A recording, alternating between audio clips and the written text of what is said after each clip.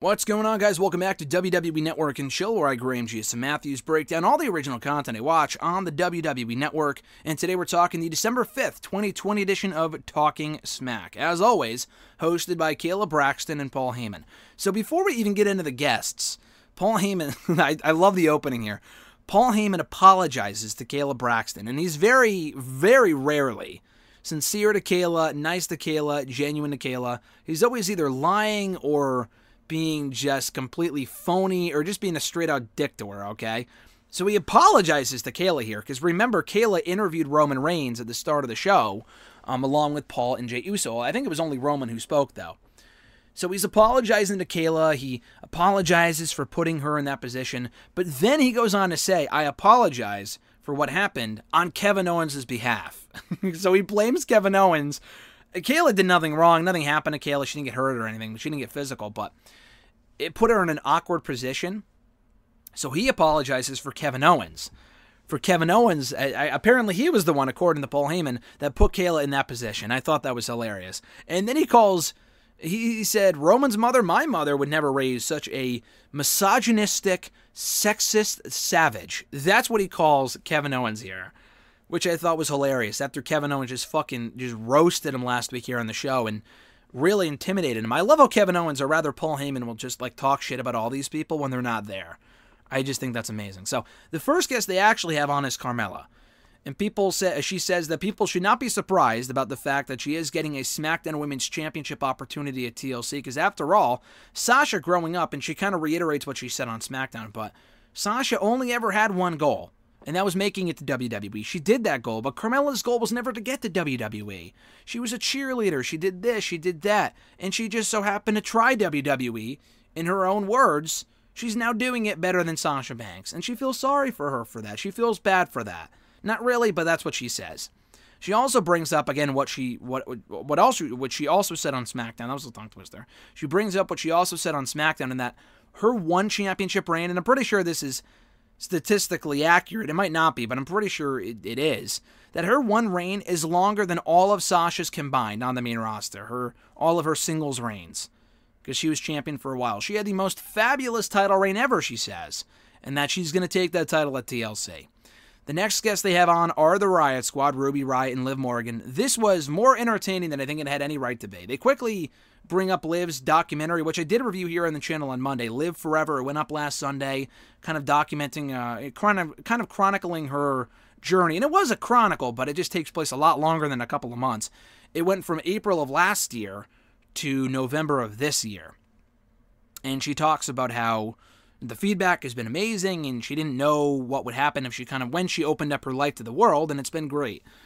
So they announced their intentions to, of course, chase once again the WWE Women's Tag Team titles. They had their opportunity after Clash of Champions on Raw, and they lost against Nia and Shayna.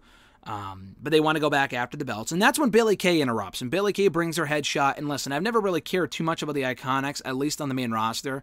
But this Billie Kay thing is, again, more entertaining than I think it has any right to be. She's so annoying, but that's why it works. And she has a lot more going for her right now than Peyton Royce does on Raw, which I never thought I would say, but Peyton Royce is a complete afterthought. At least Billie Kay is trying to stay relevant. She's doing something new, and the whole headshot thing is just funny.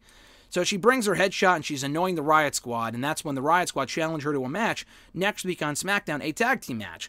Go find yourselves a partner. Go find yourself a partner, and you will face us, is what the Riot Squad says. That's what Ruby and Liv say. So I thought that was very funny.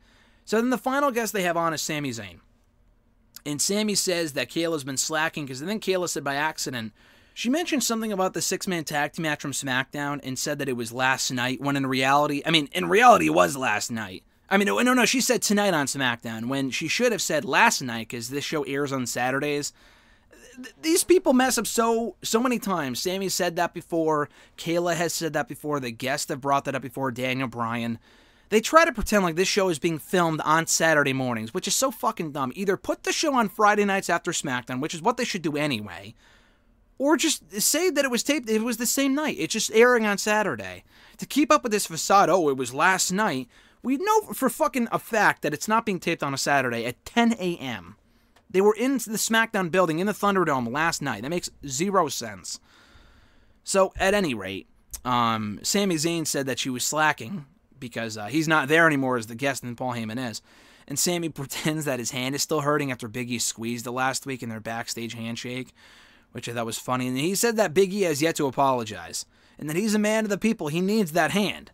So Big E better apologize. So again, it looks like they looked like they were building the Big E and Sami Zayn, but it looks like it might be Bryan and Zayn instead. I have no idea, but at least there's a couple people who could potentially challenge him for that championship at some point. So that's when they close out the show talking about Pat Patterson. And Pat Patterson obviously meant a lot to Sami, and Sami stays in character, but he has a lot of nice things to say about Pat, which I thought was cool. He said that Sami, he praised Sami a lot early on when Sami first got to WWE.